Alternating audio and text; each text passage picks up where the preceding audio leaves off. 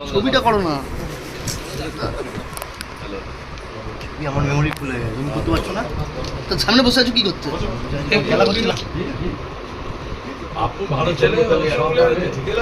আশীর্বাদ এবং আরেকটা কথা যেটা হচ্ছে যে বারবার বলেছি যে ক্যামা স্ট্রিট তৃণমূলটা তো কালীঘাটে নেই, ক্যামা স্ট্রিটে চলে গেছিল।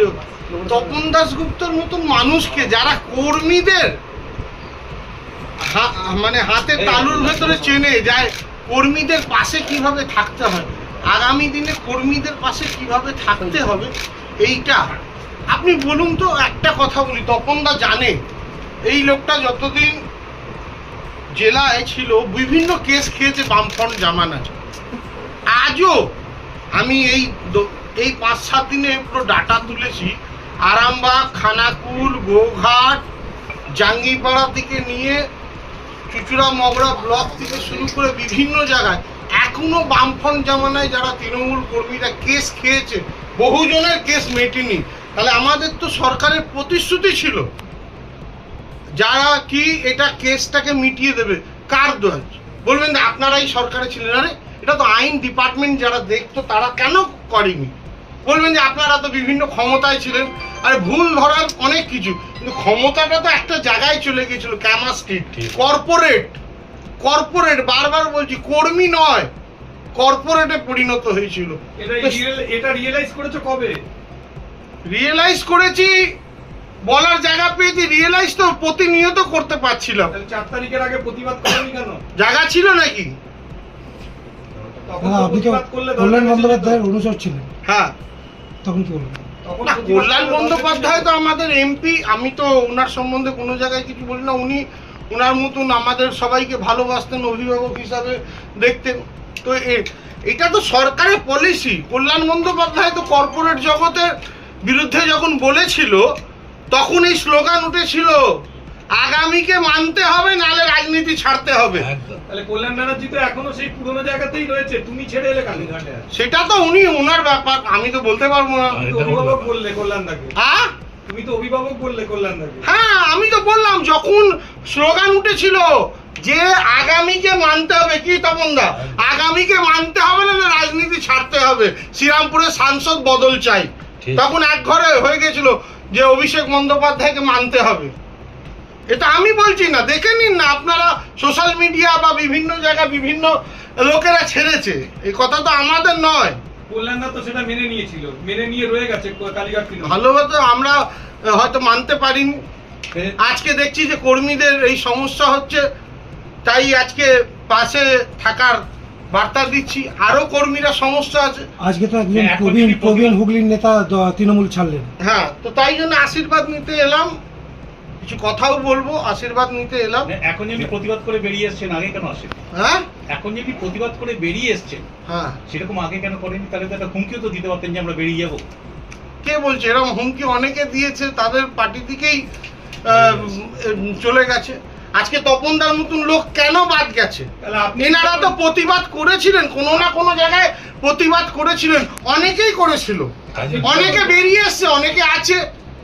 আপনি দেখুন না, সময়ের সাথে থেকে সবাই বেরিয়ে আসবে। একটু সময় দিন, আর 2 মাস সময় দিন, দেখুন সবাই যারা আছে তারাও বেরিয়ে আসবে। আজকে তপন দাশগুপ্তর মতো মানুষ দল ছাড়লেন, কি বলবেন? তপন দাশগুপ্তর মানুষ দল ছেড়ে দিলেন। দুর্ভাগ্য কর্মীদের, সেই জন্য কথা বলতে এসেছি যে আগামী দিনে কর্মীদের পাশে আপনার নতুন অভিভাবক গার্জিয়ান যাতে না ছাড়ে, কর্মীদের পাশে থাকুন, যেভাবে থাকুন কর্মীদের পাশে থাকুন। কর্মীরা অনেক সমস্যায় আছে। যিনি ছাড়লেন বললেন মার্ক্সবাদী তৃণমূল কি না অভিষেক বন্দ্যোপাধ্যায়কে নিয়ে আসুন না। উনি তো ঋতব্রত বন্দ্যোপাধ্যায়কে বলেছিলেন 1 নম্বর তৃণমূল, রাজ্যসভায় পাঠিয়েছিলেন, আইএনটিটিইউসির প্রেসিডেন্ট করেছিলেন।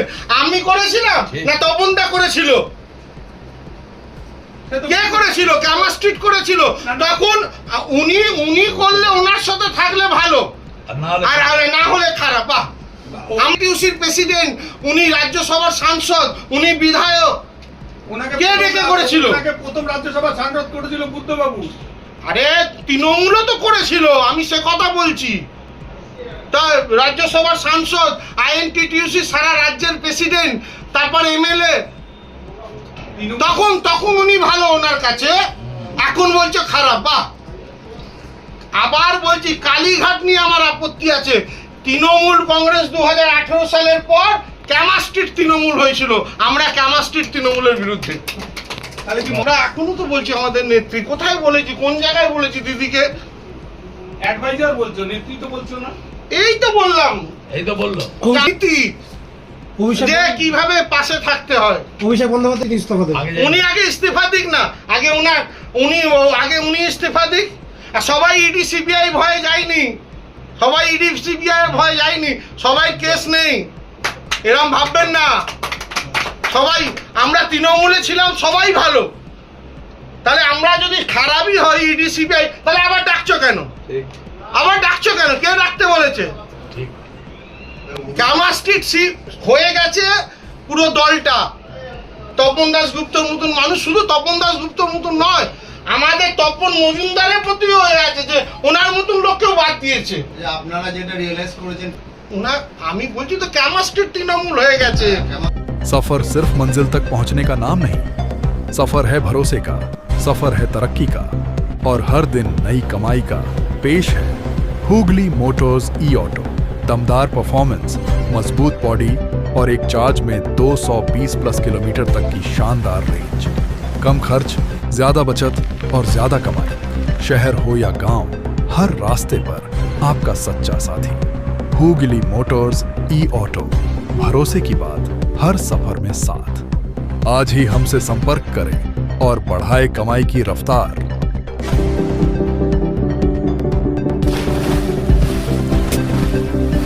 Fasten your seatbelts as you take a tour around your marine wonderland.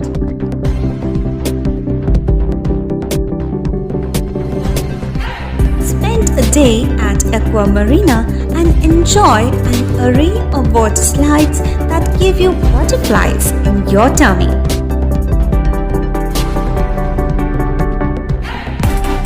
Aqua Marina is a holistic weekend destination for friends, family, and couples and offers magic to soothe your body, mind, and soul.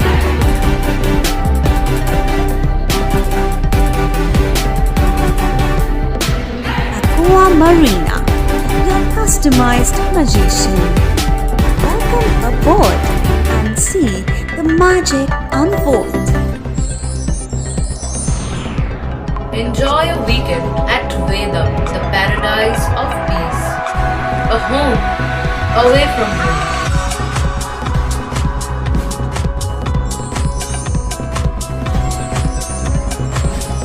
See yourself resonating with the nature.